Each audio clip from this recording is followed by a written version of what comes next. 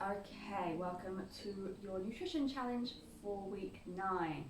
This week it's a bit similar to last week. So last week we were looking at lowering your sugar intake, and by doing so you're lowering your risks of like pre-diabetes or managing your diabetes better if that's an issue for you, just managing your energy levels in general. Okay, so that was last week. This week we're looking at reducing your salt intake.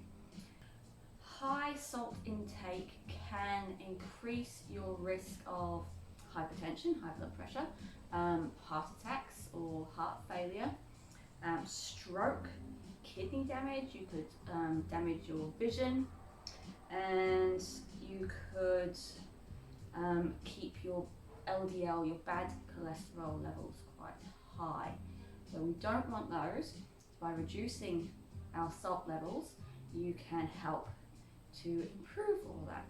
Now, we do need salt in our diets. We do need salt for muscle and nerve function, to maintain a healthy blood pressure, to help balance fluids in the body. So if you're retaining fluids, if you've got like puffy ankles or something and you're retaining fluid, it could be that your salt intake is a bit high, because the salt will draw the fluid and it will kind of hold on to it. Okay, so ways you can do this: the ideal amount of salt we should have a day, and by salt I mean sodium, is 1 teaspoon, less than a teaspoon, it's about 5 grams.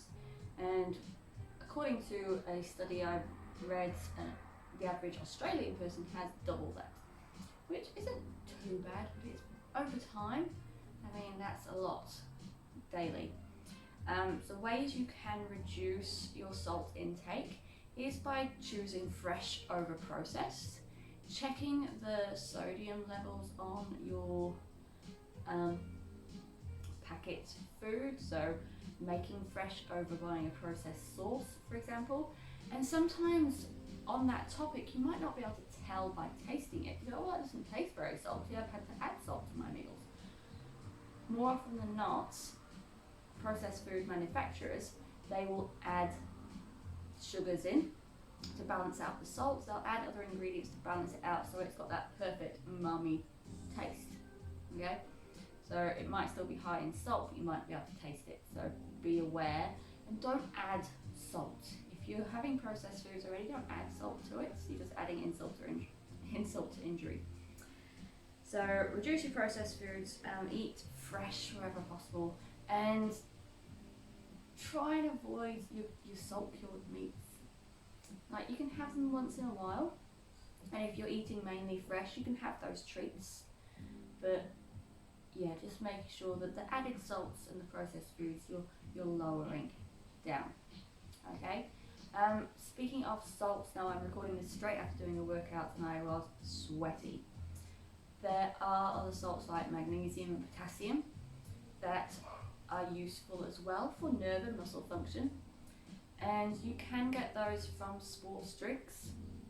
I recommend, if you are looking at replacing your salts, if this is a new workout and you're sweating profusely, it's a hot day, you need to keep those salt levels higher, I recommend either going for something like coconut water, which is more natural, and make sure it is just coconut water, not a coconut flavoured drink, because the coconut water will have the right amino acids in, it'll have the right salts in there for you to help with the muscle and nerve function and recovery. Or you can get sachets that you can add to your water. So there's those options that are lower in sugar and lower in the bad salts. Okay, so yeah, any questions, as always, tag me in the group, and I will see you next week. Bye for now.